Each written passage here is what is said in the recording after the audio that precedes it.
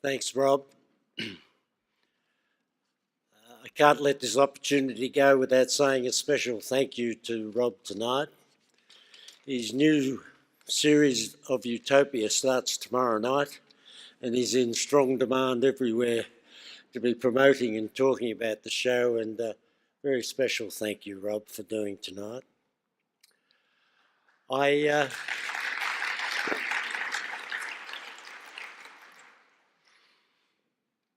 was blown away with George earlier tonight. The only thing, George, I had trouble with, there was about 5 times you gave us some takeaways, and I kept writing down the takeaways, but there were 2 major takeaways that he left me with that I think I can fit into what I'm trying to communicate in this very small section.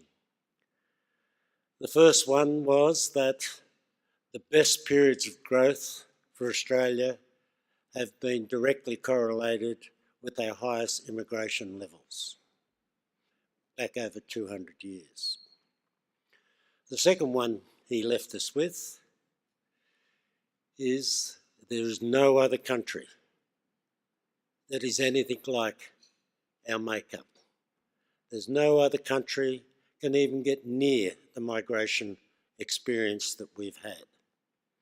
And then he actually took us through a journey through each of the cities around Australia as to where each of us were up to. And then I think when I put that into my mind, and then Ahmed to tell us there was 64 languages spoken through his workforce.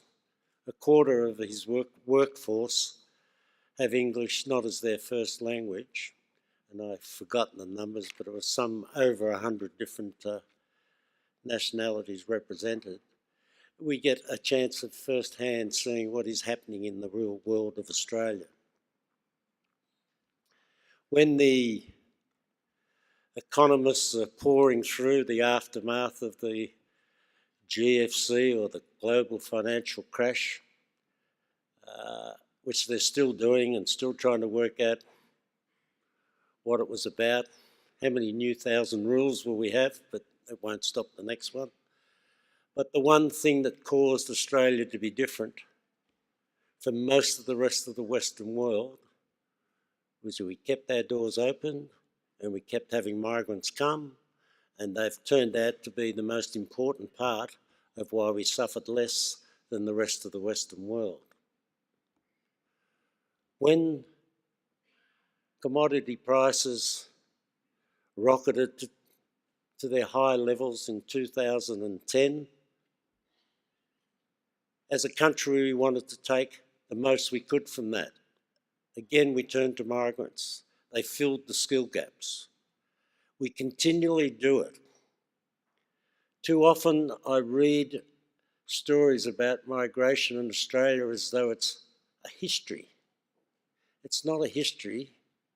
It's now the story of migration, and Australia is in its infancy.